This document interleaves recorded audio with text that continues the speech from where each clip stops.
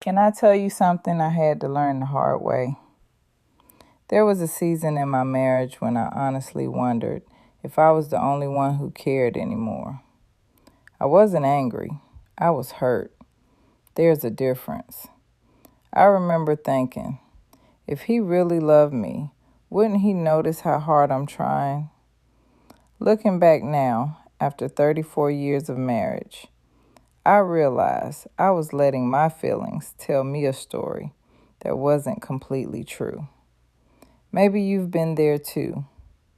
One thing I've learned about marriage is that when communication gets quiet, our imagination gets loud. I began filling in the blanks. He doesn't notice me. He doesn't care. I'm the only one trying.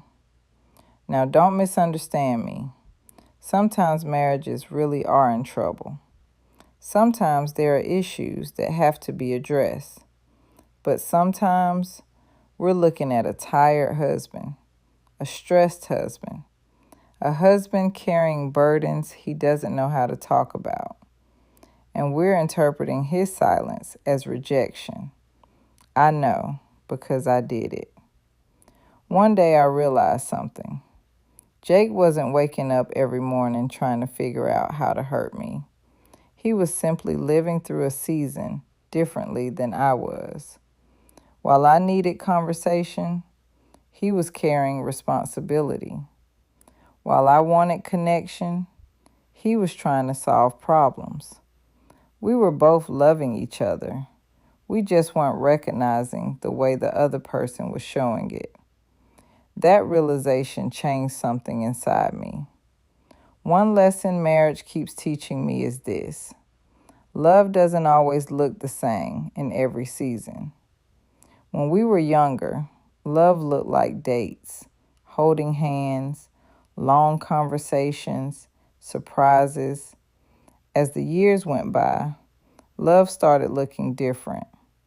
It looked like getting up and going to work, fixing things around the house, sitting beside each other after a long day, going to doctor's appointments together, praying together when life became hard. I had to stop expecting love to wear yesterday's clothes, because today's love may look different, but it can still be real. When I caught myself assuming the worst, I started asking myself one question: is this what I know, or is this what I feel?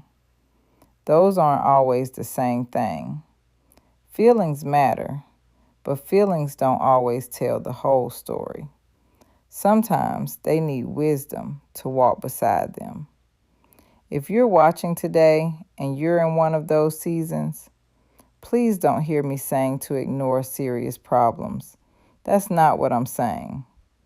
I'm simply saying, don't let temporary emotions write permanent conclusions.